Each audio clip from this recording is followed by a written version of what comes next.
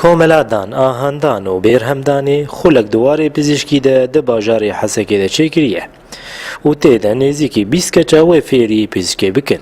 ناوم لورين حمية زندامة في جمعية.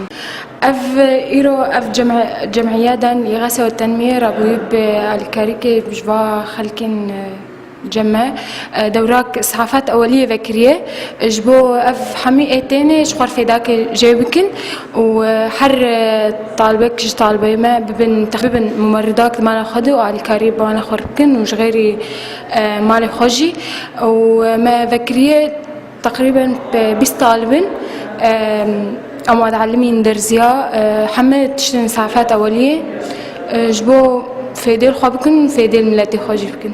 راهی نەرێ vê xulê got ku zehmetî diwarê pizîşkî de çê bûye û di vê rewşa zehmet de em tê de derbas dibin û armanca me em bihêlin ev keçikê li vir hazir got di nav civaka xwe de alîkar bin. الأستاذ محمود علي طبعا مدرب الإسعافات. Ez mamoste Mahmûd Alî rahî nerê pizîşkî di vê xulê di vê komelê de rewşa em tê derbas dibin xedematê tibbî tê dikê min û endamê vî karî jî her wiha kê min.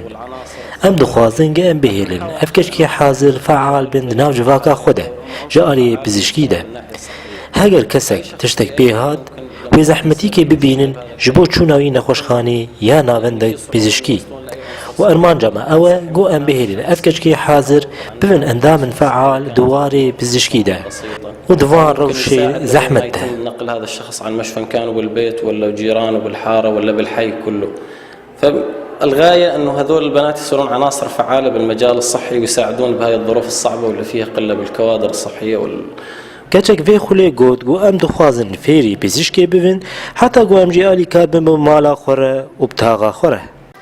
نافم ليلى سعدية هاتنا جمعية دان جبون بعلم من دورات تمريض جبون بعلم من درسية وإسعافات أولية جبون آلي أهلي خوكن تشتك شبود مالي دم آلي حارة خوكن لأنه مستشفيات ولو كيم دفاع وضاعدة هاتن في دوري جي جبون بعلم من دوري لأنه دواري حكومي نماني يعني بخير أفا جمعية متعلمن جغيري واتشتك نمايو أنا يعني جبون أهلي خوكن وآلي حارة خوكن.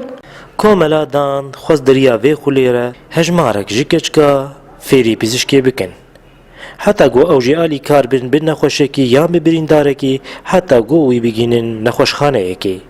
Ji bo Radio Wan FM Îsam Abbas Hesekê.